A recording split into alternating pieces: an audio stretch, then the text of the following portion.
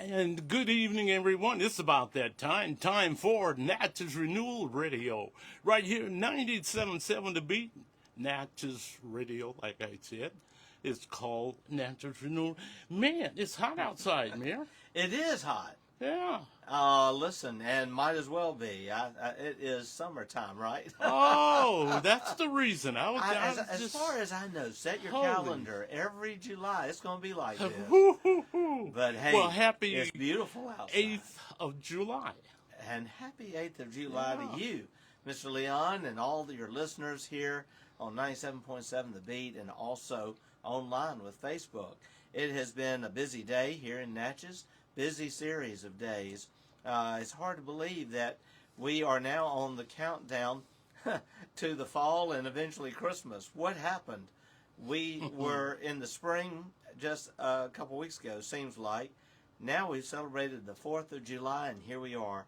And what a great 4th of July celebration it was on our bluff with just thousands of people there enjoying the fireworks. Right. I have a shout out to Sarah Lindsay Lockoff, who did a great job again with our Live at 5 on the 4th annual free concert series. And people were out there having a great time, activities for kids, just a beautiful evening. And then Sabrina Doré, thank you for the great fireworks. As always, we had an amazing fireworks show. It lasted 25 minutes. Right. And thanks to sponsors, doesn't cost the public a thing. We're just so grateful. And Sabrina, you do that every year, not only for 4th of July, but also at Christmas.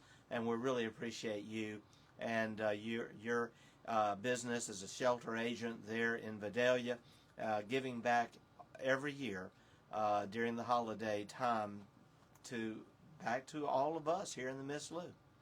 So, been a good day.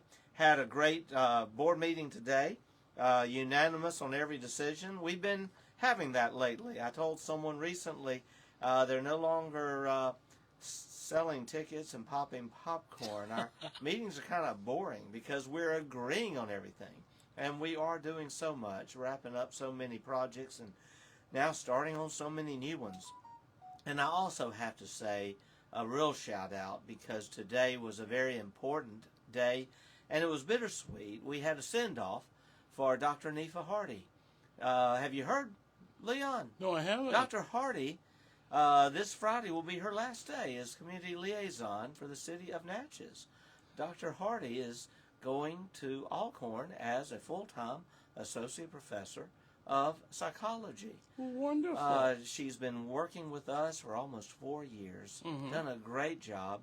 She worked very hard also on the side to get her PhD, her doctorate in psychology, right. And now she will be doing what she loves, and that is teaching and being with young people who want to make a future in the area of psychology. And so it's a real plus for Alcorn, and it is bittersweet, but she still will be a part of the Natchez community.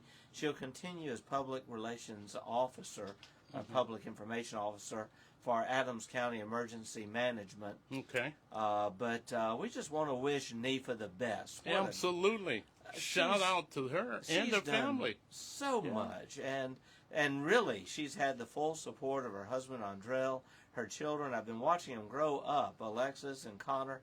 But I'm really happy. This is a great opportunity for Dr. Hardy, and so today we announced a new community liaison who has just started, Vel Robinson, and Vel grew up here in Natchez.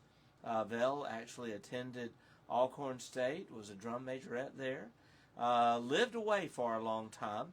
Her husband was employed in the nuclear energy industry, and she was too as a consultant, worked all over the country. And sadly, he passed away a few years ago. She returned to Natchez.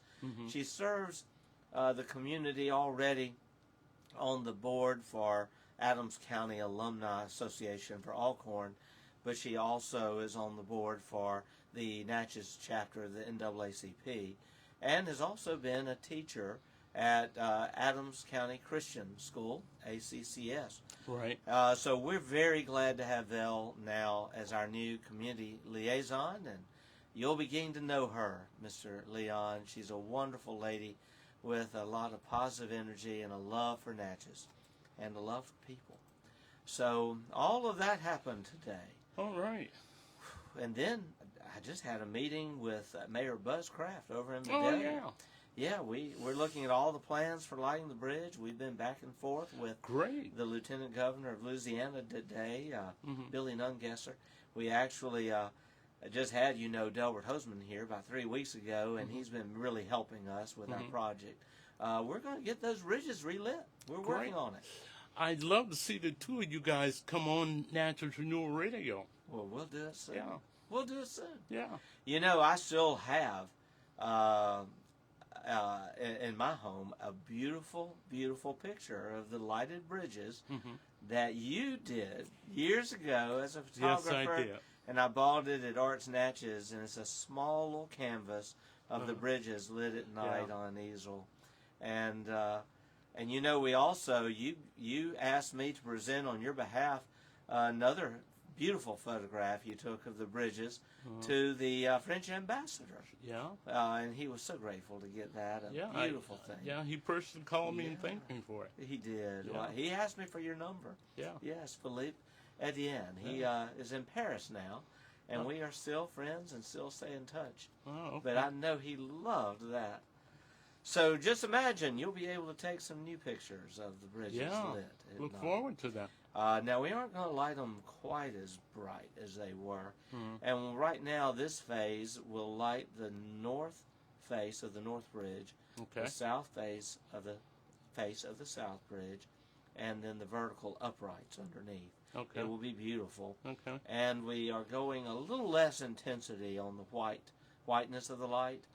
And we also have a plan where they will be on a cycling schedule so they don't interfere with migration habits of the birds who rely on the Mississippi River during migration time. That's right. You're absolutely And right. so we've been really doing our homework on this, looking forward to getting it done.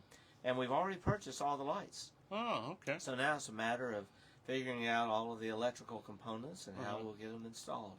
Oh, I And thought we're going to have to maybe find more money. But I we'll thought get maybe it. you were looking for volunteers to help put them in. I was going to say I'm busy. But, Yeah. you know. If you ask me, I'm busy too. It takes a special talent Oh, to do that man. kind of work. Yes, it does. Yeah. I also, I'm about to do a talk on crime. Okay. But before I get there, I do want to give another installment of our Natchez is Booming series, because truly the economy here is going strong and going so well. I've been talking about the new retail developments that are coming.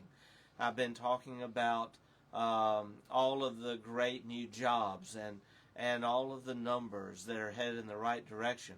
And I want to share also a little more about the population increase that I shared a little bit last week and again over the course of the weekend in my weekly message that is posted online and also in local media. But it is really exciting, and we've gotten some great feedback from this, to know that for the first time in over 4 decades, the city of Natchez is in a growth pattern now. We're no longer declining in terms of our population. We are growing, and we are growing at the rate of about 0.8% a year.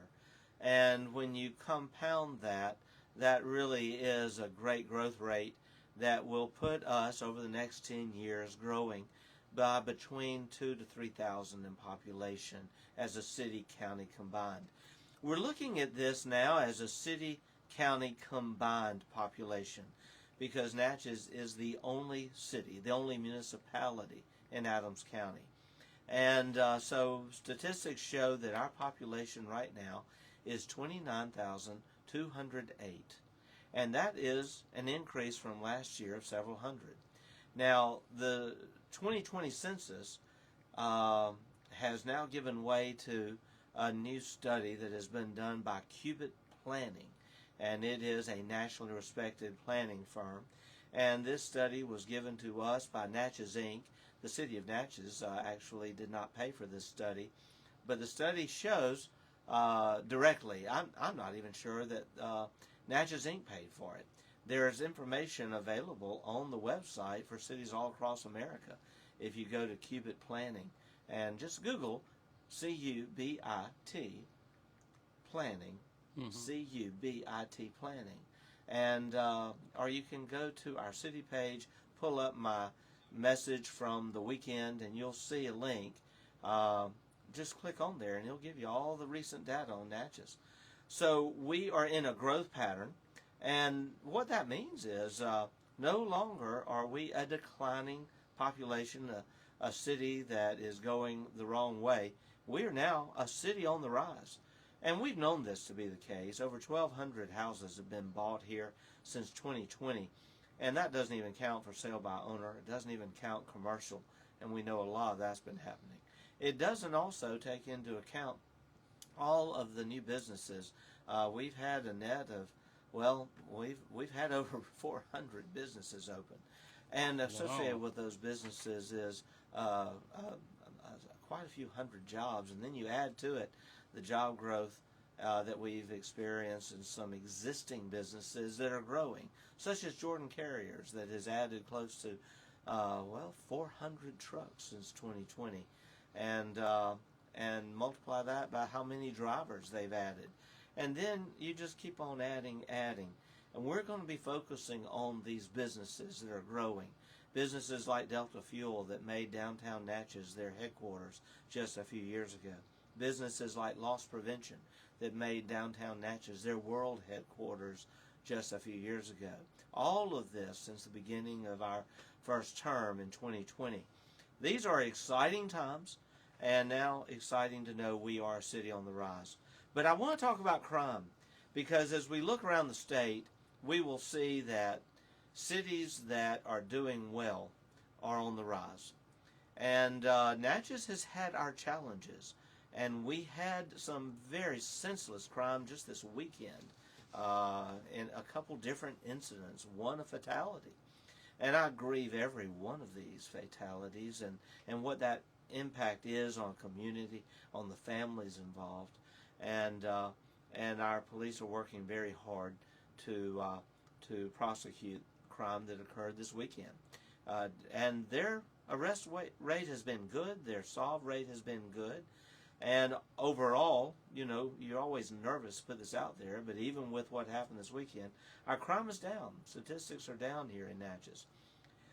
But time and time again, we here in the city and other mayors that I talk to across the state are coming up against the same challenges. And these are challenges that are really beyond our control. You know, I put an article out a couple of years ago. It made the front page of the paper, actually, that, you know, a message to our judges that when these individuals come to you, make sure you sentence them, keep them, don't put them back out. If they get out and they commit another crime, then that blood is on your hands. Well, we're finding that this is happening more and more all across the state of Mississippi. And I've talked enough with other mayors and other cities and their police chiefs to know that crime reform is really needed in this state. Now, we've had leaders at the state level that talk about this. We've had numerous conversations with legislators and others who mean well, but ultimately the real fix has not taken place. And so I have volunteered to help the Mississippi Municipal League in crafting a crime reform package for the next legislative session. I will be actually discussing this with some of our MML members at a meeting here in Natchez tomorrow when they come down for an annual meeting on our legislative agenda for the Southwest region. Well, I want to just roll out what we are going to be talking about. And we're going to hear more about this in the months to come. I'm going to continue with our Natchez is booming. Economic growth is really happening. And I'm going to continue on that for the next couple of weeks. But I want to give you a preview of what's coming behind that. Because while Natchez is booming, we also have cities booming in the wrong way. And I'm talking about gun violence. We have that here. We have had our challenges. In fact, I am supposed to talk just this evening after I leave here with the mother of victims of an unsolved crime that took place a few years ago here in Natchez. We actually just met with another one of these mothers just last week at City Hall. What we are finding, first of all, is that the bond guidelines for the state of Mississippi, which are called guidelines, are very out of date. And do you know that in Mississippi, the bond guideline for attempted murder goes as low as $25,000? You can be a bad shot. You can literally shoot someone in the head and they survive, and the charge is attempted murder, and you can be let out on a $25,000 bond, which means you only have to post $2,500. $2,500, you're out, and you just shot somebody. This has happened in cities in Mississippi just over the last few months. One judge in Coahoma County, I found out in the city of Greenwood, actually allowed an attempted murder out on a $25,000 bond. So we have got to reform those guidelines. Inflation needs to hit the bonds. It's time to raise these bonds. No one should be able to attempt murder and then get out by posting $2,500. That is insane. Unreal. And it's time to stop it. And we know this for a fact because we had an individual last fall who was arrested the day before Thanksgiving. Our Operation Safe Neighborhoods got him. He had an arsenal. He was arrested. He was immediately let out by a local judge on a bond, attempted murder, for $250,000. She then put about $50,000 on it for another charge that was pending.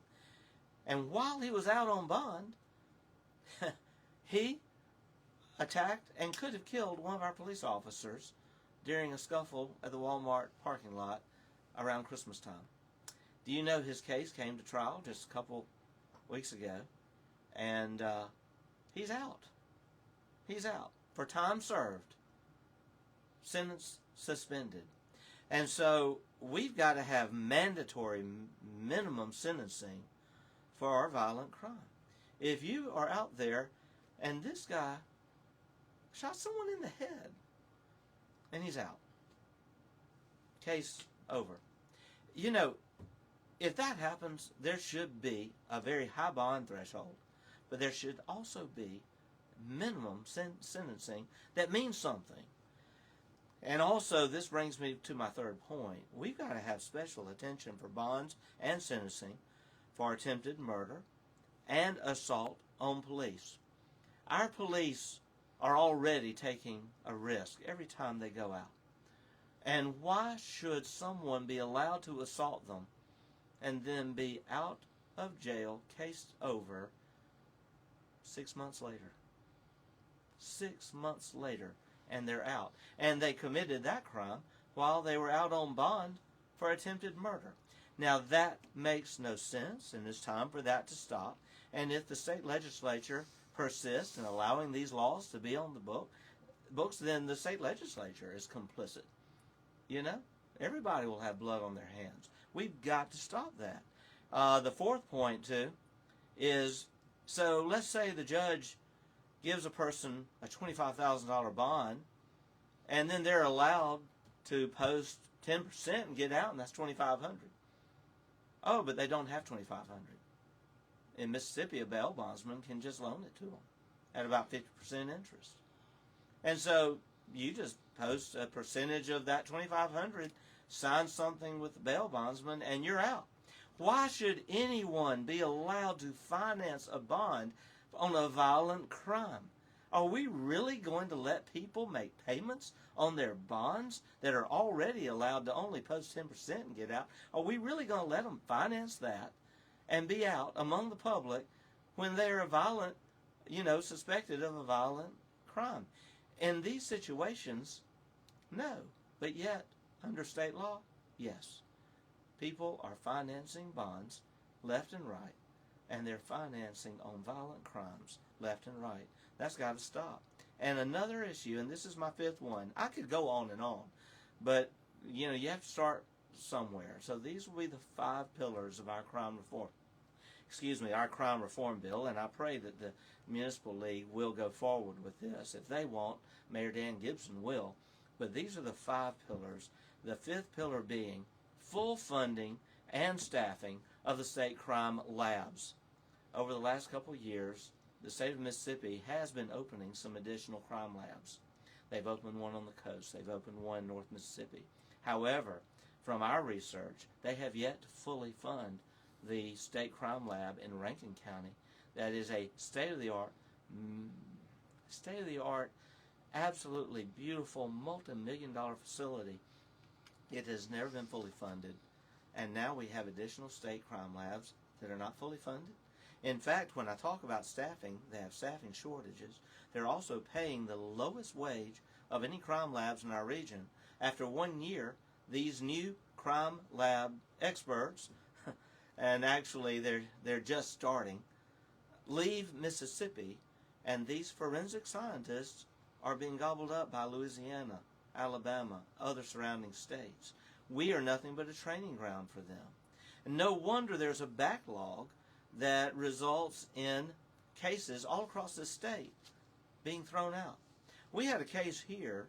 You remember the shooting that occurred at the nightclub in May of 2 years ago, and a young man, two young men were killed, several were wounded. One of those young men, the evidence was not returned in time, and our police had arrested the suspect. And because the evidence did not come back in time, that suspect was released.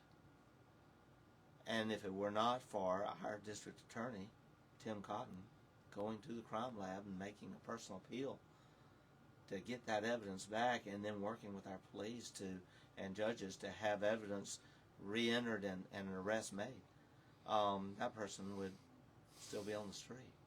Now, I know for a fact that we've had incidents in this city where a person whose child has been a victim of violent crime is in the checkout line at Walmart, and the suspected murderer is reaching over her to get something because they're in line right next to her.